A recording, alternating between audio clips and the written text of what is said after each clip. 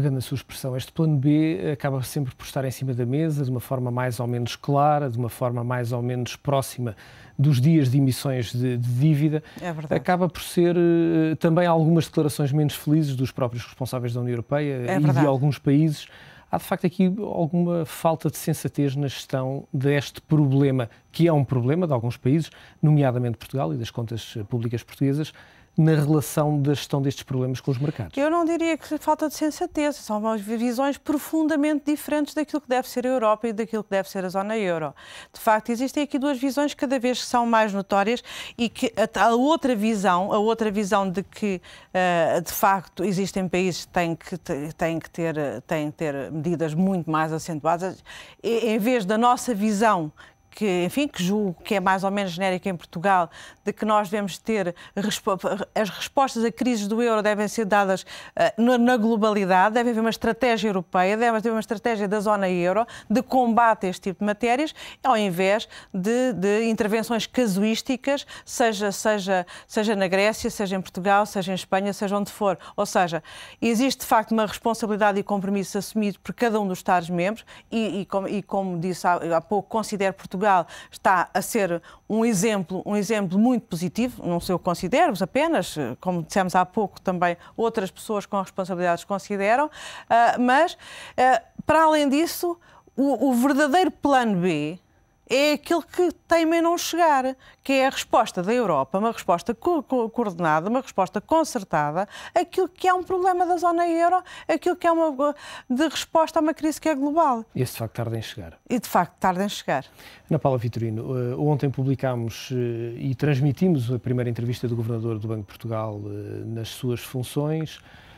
A questão principal, ou uma das questões principais, diria que duas, por um lado a solidez do sistema financeiro, que Carlos Costa refere e sublinha, embora os bancos tenham de fazer um reforço dos seus capitais, mas por outro lado Portugal está em recessão. Quer dizer o Governador em recessão porque a economia começou a crescer nos últimos 3 meses, não em recessão técnica como está definida, uma vez que não conhecemos ainda os valores do primeiro trimestre. O que lhe perguntava é, imediatamente houve quem achasse que as palavras do Governador foram firmes, diretas e claras, mas hoje Ricardo Salgado dizia que quando se fala em recessão, e estou a citar de cabeça, não é literal, quando se fala em recessão é preciso ter cuidado com esta expressão e sobretudo com quem tem responsabilidades, nomeadamente o Governador do Banco de Portugal.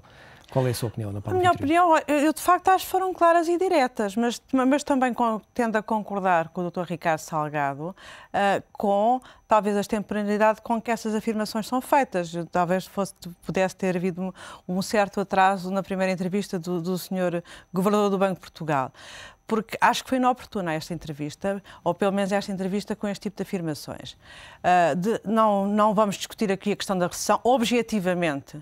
Não podemos, e o Governador do Banco de Portugal não pode ter afirmações políticas, tem que ter afirmações técnicas. E tecnicamente Portugal não está em recessão, porque aquilo que é normalmente considerado é que só quando existe uma retração durante dois trimestres consecutivos é que se pode considerar que estamos em recessão, e isso não aconteceu. Não aconteceu porque, efetivamente, nós tivemos um crescimento global o ano passado de 1,4% e apenas no último trimestre tivemos um decréscimo de 0,3%. Ou seja, nós objetivamente não estamos em recessão técnica. Para além disso, nós estamos aqui numa situação que é uma situação de alguma forma caricata, em que nós tivemos, em 2010, durante todo o ano, perante uma estimativa grosseira do Banco de Portugal para o crescimento do PIB em Portugal. Nós, efetivamente, tínhamos o ano passado, por esta altura, aquilo que nós tínhamos era uma estimativa de crescimento de 0,5% para o PIB em Portugal em 2010. A estimativa era superior. E o crescimento do PIB em Portugal em 2010%.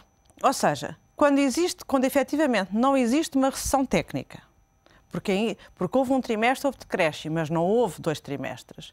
E aquilo que se passou ano passado foi que o Banco de Portugal falhou rotundamente nesta previsão, e como nós estamos muito no início de 2011, e como estamos a cumprir tudo aquilo que está previsto em termos de consolidação orçamental e que estamos a ter um bom comportamento do setor exportador, parece completamente prematuro e talvez não muito feliz da parte do Sr. Governador do Banco de Portugal vir avançar com este tipo de alerta. E porquê? Porque induz expectativas negativas, precisamente para o mercado. Numa altura em que nós nos estamos a debater com essas flutuações, com essa angústia permanente, cada vez que se chega ao momento em que vamos colocar mais dívida, nesta altura, enquanto não existe uma certeza relativamente a essa matéria... Pode ter sido um sinal negativo que foi dado. Foi um sinal, seguramente que foi um sinal negativo, não é por acaso, não é o Rui, não sou eu a fazer essa afirmação, é o Governador do Banco de Portugal.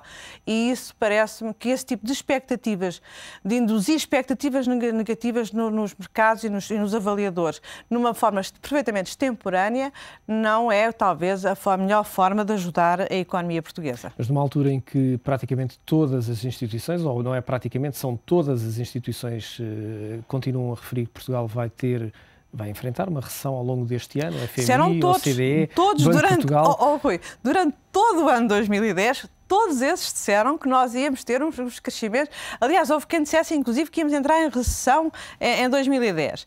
As melhores estimativas apontavam-nos uns crescimentos muito próximos de zero. Mas o que é facto é que nós tivemos 1,4. E, portanto, essa não é a forma de encarar os problemas, é quanto mais... Aliás, dizia há pouco, neste programa, há pouco era dito que, efetivamente, pela primeira vez nós tínhamos aqui um fator de instabilidade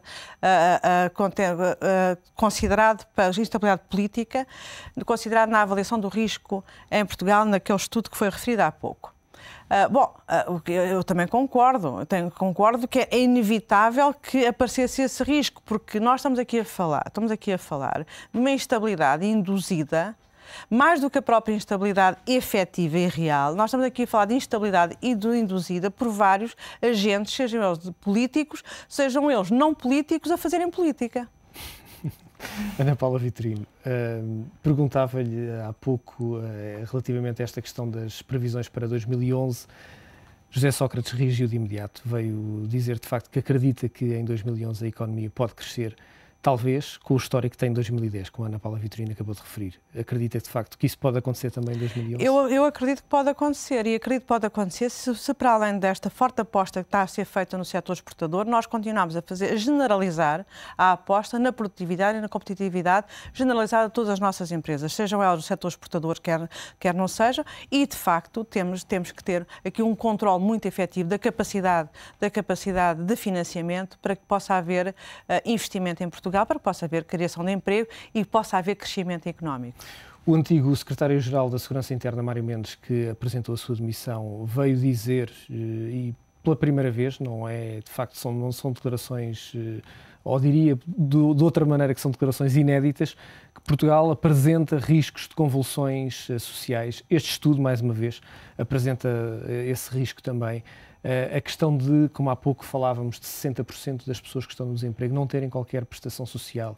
Há aqui um conjunto de fatores que se podem tornar, não queria utilizar a expressão explosivos, mas que se podem tornar difíceis de gerir para quem está a governar. Eu julgo que são fatores preocupantes e como disse, e como comecei por dizer, de facto o desemprego é a questão económica com maior efeito social e, portanto, é muito natural que existam de facto algumas perturbações a nível social, precisamente porque as pessoas estão no desemprego, porque as pessoas não têm qualquer tipo de apoio. Agora, também estou convicta que com o novo Código Contributivo e com o efeito que isso tem a nível do combate à fraude em termos de emprego, com o combate à precariedade, juntamente com as novas oportunidades ligadas à administração pública, que estão a ser feitas de alguma forma, já a ser tomadas medidas que podem combater o desemprego e, dessa forma, amortecer esse efeito de perturbação social. Em última análise, teremos que pôr em cima da mesa, enfim, a consolidação orçamental versus a estabilidade social, mas isso eu julgo que não chegaremos a esse ponto. Acho que as medidas, como disse, este novo Código Contributivo tem um efeito muito positivo sobre essas duas questões, a precariedade e a fraude ligada ao emprego. E acho que essas duas questões, fraude e precariedade são duas questões que estão na essência de um eventual efeito de perturbação social, porque são as duas questões que põem em causa a vida das pessoas. É não ter emprego, não têm dinheiro para alimentar a família, enfim. Agora, esse tipo de iniciativa já está a ser tomada pelo Governo, de alguma forma vem suavizar e amortizar esses efeitos. E julgo que o caminho é por aí. É conseguirmos ter medidas que combatam, de aumentar a produtividade, competitividade e combatam a fraude e a precariedade.